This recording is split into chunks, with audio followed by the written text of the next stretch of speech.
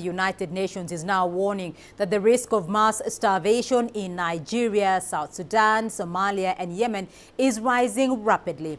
It says about 20 million people are living in areas where harvests have failed, which means malnutrition rates are increasing. In South Sudan alone, 1 million people are on the brink of starvation. The UN had appealed for $4.4 billion in aid for the four countries. But to date, it's only received about 21% of that amount. The world body is now calling for more funds to be released to alleviate that crisis.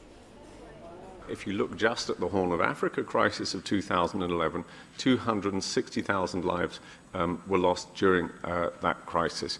What we want at all costs is to avoid a repeat of that kind of cataclysmic loss of life. It is, to come back to my point, what has to happen now is that funding has to come in so that the humanitarian effort can try its best to do something about this situation, but already it is very late.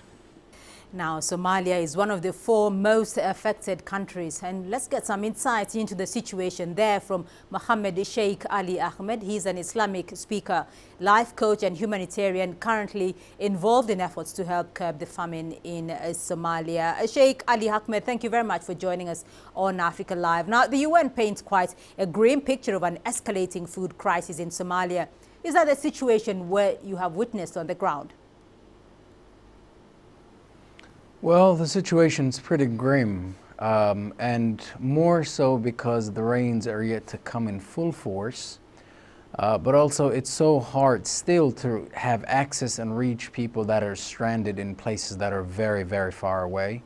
Insecurity is a big contributor to that, but there are also other reasons why it's so hard to reach people that need perhaps the most help.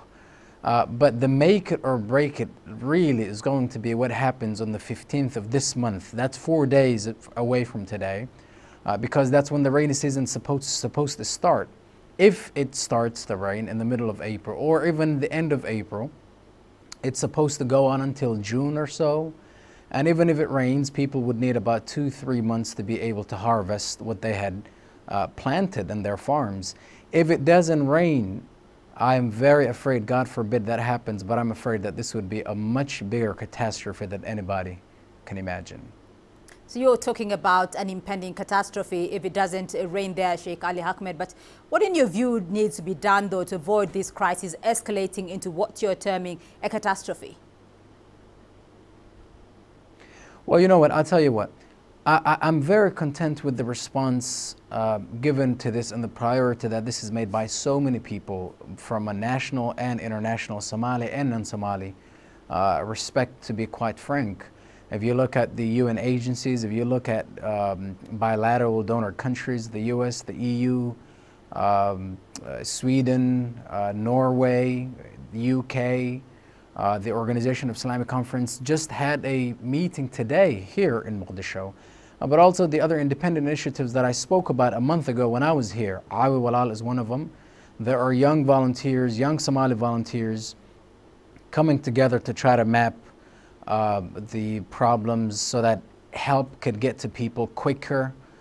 There are the Somali diaspora communities in the world are also coming together. For example, one community in Norway raised more than $124,000 in a few days or so.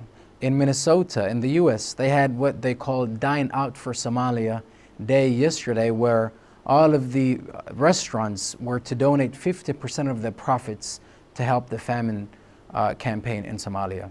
I'm content in that regard, but I think what really needs to happen is a better aid structure. There are so many people who want to volunteer. They should be directed. The Somali government's National Drought Committee needs to be more effective, more robust, and use younger people more. And as a Muslim country, of course, we pray to God because we believe that poverty and prosperity both come from Him. So we do a lot more prayers while we do the work at the same time.